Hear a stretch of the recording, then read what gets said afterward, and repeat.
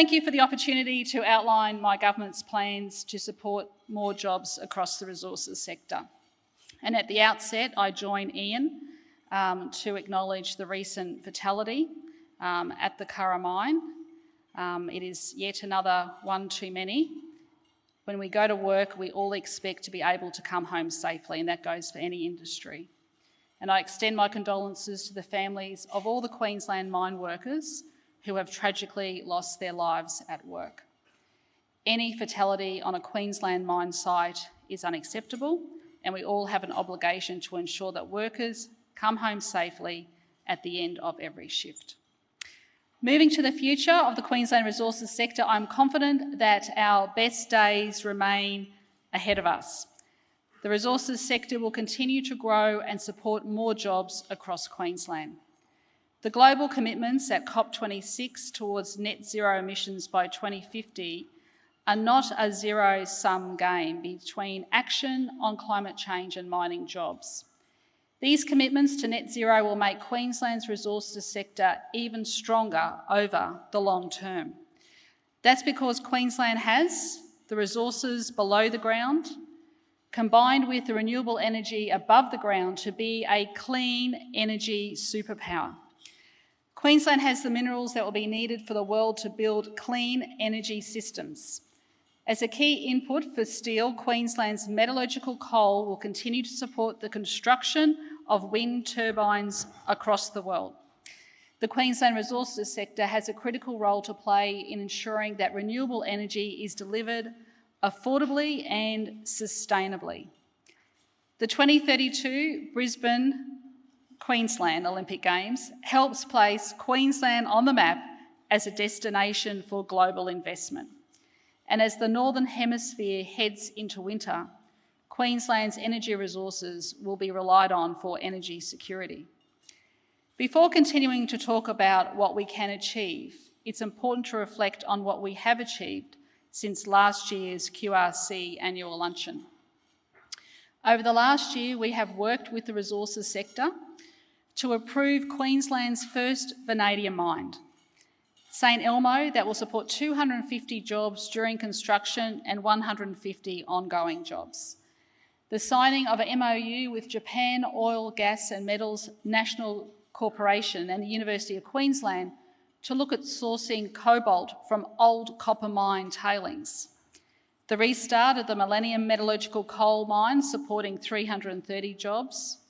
The expansion of Isaac Plains Metallurgical Coal Mine supporting up to 550 jobs. And expansion to domestic gas supply by Senex supporting 100 jobs. These achievements build on the $21 billion invested or committed to resources projects under my government, supporting over 8,000 jobs. Our government backs mining and resources jobs, and we back our regional communities. The resources sector has continued to grow strongly over the last year. This is despite the challenges we have faced in managing the impacts of the COVID pandemic and trade restrictions from China.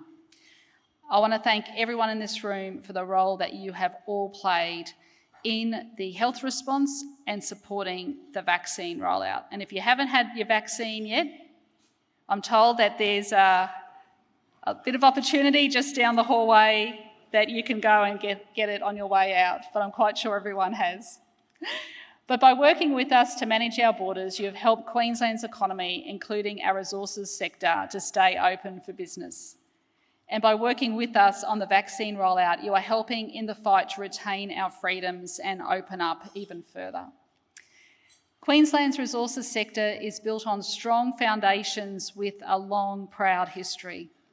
The Kalkadoon people built stone axe quarries at Lake Mundara, dating back some 6,000 years ago. The rise of the steam train drove demand early in the 19th century for coal mining in Ipswich. And as the first industrial revolution progressed into the second, so demand grew for Queensland resources. Over the second half of the 19th century, demand for resources was driven by telegraphic cabling and the first wave of electrification.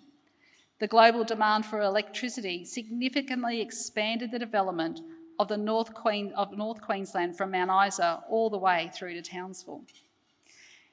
Friends, now we are at the start of the next major wave of investment in global electrification, the clean energy industrial revolution. The average amount of minerals needed for a new unit of power generation has increased by 50% over the last decade as the world turns to renewable energy. An electric car requires 6 times the volume of minerals of a petrol car. An onshore wind farm requires 9 times more minerals than a gas-fired power plant. Increasing electrification will double demand for copper for power lines to 2050 and drive up the demand for aluminium. Under current policy settings, demand for critical minerals will triple to 2050. If the world is to reach net zero, demand will increase by 6 times. These are the minerals Queensland has in abundance. Queensland has globally significant resources of vanadium and cobalt and nationally significant resources of graphite needed for batteries. The 4th largest production in the world of bauxite needed for electrification and zinc for electric vehicles, storage and wind turbines. We have the gold that could be used for Queensland's Olympic medals in 2032 at the Ravenswood Mine in North Queensland. The largest production in Australia of silver needed for solar PV and Olympic medals. And we have the copper and tin needed for electrification and the bronze medals. So there we are, by Queensland local policy, already part of the Olympic Games.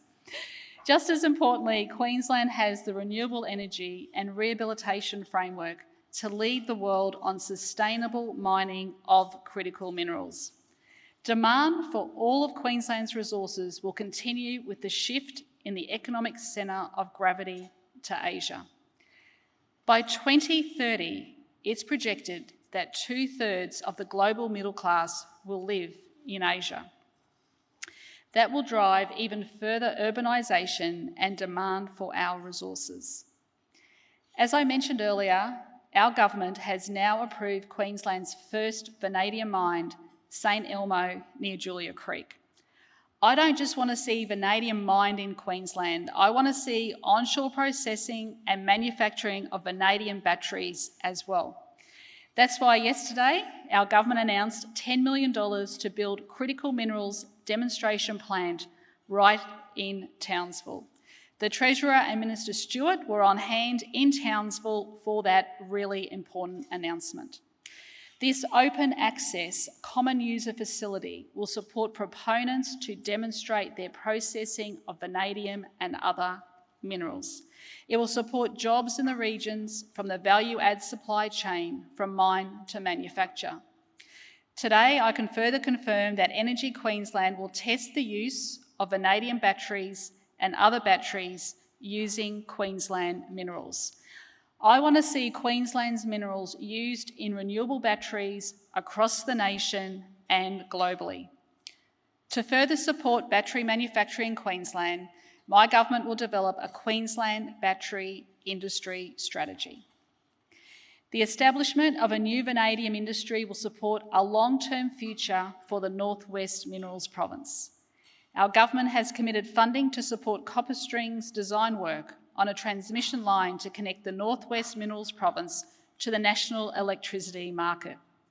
This project has the potential to make our critical minerals industry internationally competitive on energy prices. This is critical to securing investment as prices rise globally, particularly for zinc, copper and cobalt. We need Queensland to be at the forefront of investors' minds as the clean energy industrial revolution commences. Already growth in the value of metal exports from Queensland is up 9.3% over the last year to $10.6 billion. The rail line to Mount Isa, built in the early 20th century to support electrification, now positions Queensland to supply minerals for the next wave of electrification for renewable energy. Our government has committed over $500 million towards improving the rail line and supporting exploration and access to data of these critical minerals. And our investment in the Lansdowne Eco-Industrial Precinct in Townsville will position North Queensland to secure more onshore processing and manufacturing jobs. These investments and global demand for our minerals will enable a new wave of regional industrialisation as we process and manufacture what the world needs to tackle climate change. Last year at this luncheon, I announced Stanwell's partnership with Iwatani Corporation to progress a renewable hydrogen export facility in Gladstone.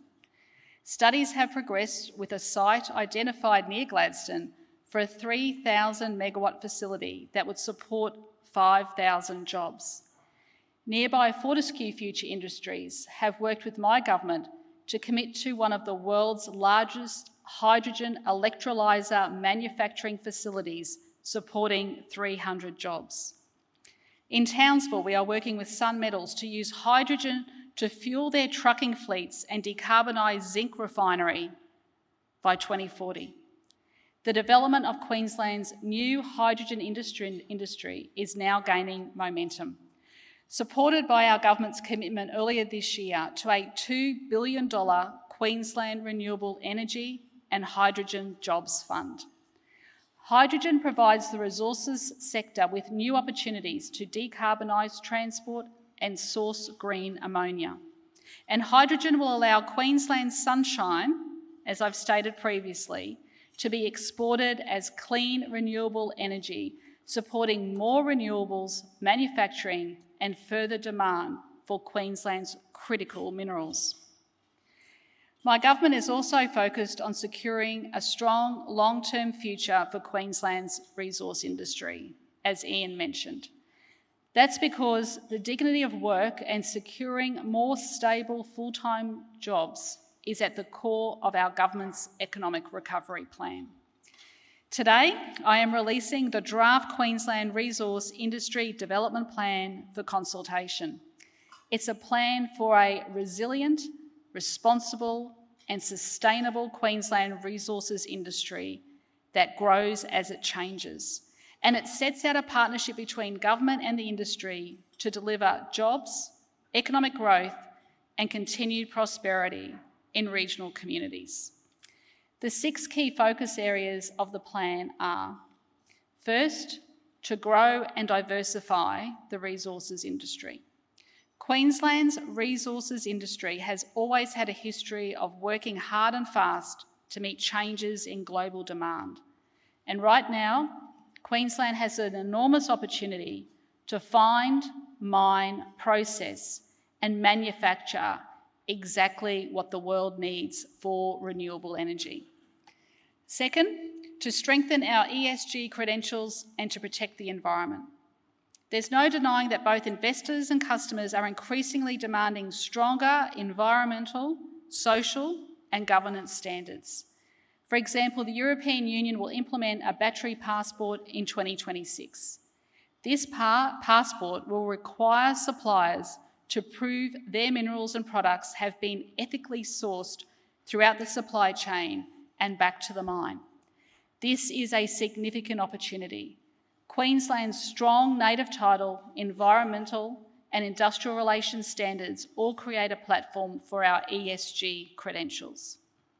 Third, to foster coexistence and sustainable communities. For the resources industry to continue to thrive and grow, projects must coexist effectively with landholders, communities and other industries. Queensland's resources communities are some of the most welcoming of industry in the world, and resource companies work hard to make a local contribution. But there is always room to improve, and my government will review existing arrangements to secure a long-term social licence for the resources sector. Fourth, to ensure strong and genuine First Nation partnerships. Queensland's First Nations people have a strong and enduring knowledge of and connection to the country. This knowledge and connection is enormously valuable at every stage of a resource project, from exploration and mine operations right through to rehabilitation. Opportunities exist to support more jobs and First Nations businesses through procurement. And increasingly, we expect to see First Nations peoples investing in mining ventures acquire equity and develop projects. Fifth, to build a safe and resilient future workforce. There is no higher priority than the safety of workers in the resources industry. We must ensure that safety is never trumped by profit or productivity. Our government will continue to work with industry to invest in skills and training to ensure workers are ready for this new technology. That's why my government will establish a working group with the resources industry and unions to develop a workforce plan for the sector. This plan will build on the work we already do with industry, such as the successful Queensland Minerals and Energy Academy that Ian was just talking about previously. And sixth, to improve regulatory efficiency. Realising our ambition to grow and diversify the Queensland resources industry will require significant investment. Our government is committed to working with industry to reform processes to provide greater certainty for investment. That's why today I'm announcing that the Queensland Law Reform Commission will review objections processes.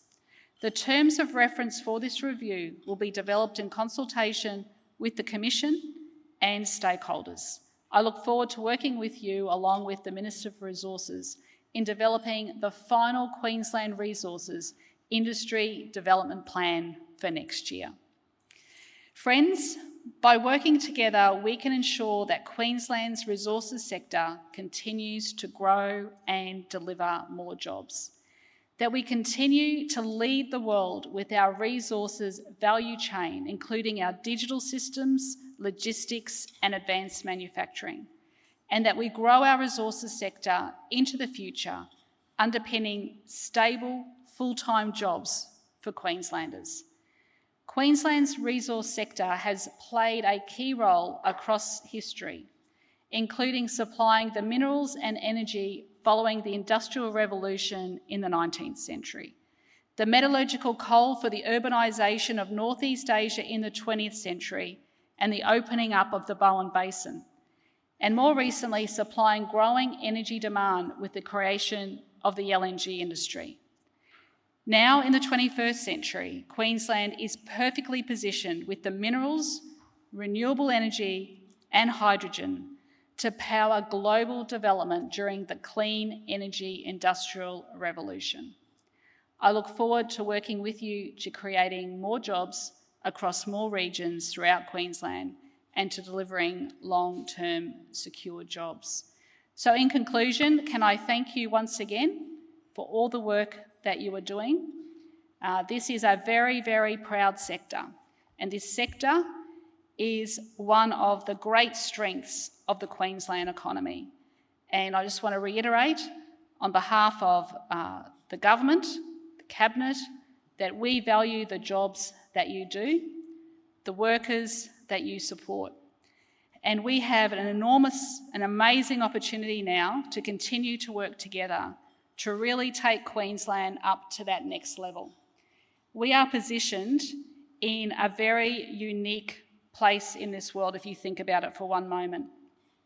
Queensland has not had the waves that we've seen in other parts of the world. Our vaccination rates are moving higher. We're now at around 84% first dose. In Brisbane, the Brisbane region's almost hitting 90%. Our regions are now coming up. This positions not just Queensland but Australia as being one of the most highly vaccinated places in the world. This makes it a very attractive place for investment in the future, but also too for attracting the skills that are needed for people to work here in your industries, but also to compete on that global level. So I want to thank you again for all the work that you are doing. I honestly do believe Queensland's best days are ahead of us. And to top it all off, in the middle of a pandemic, we've got the Olympics as well. So thank you for joining us here today. Have a lovely lunch, and I look forward to working with you over the next years to make sure that Queensland continues to have that bright, prosperous future which benefits the whole of our great state. Thank you and enjoy.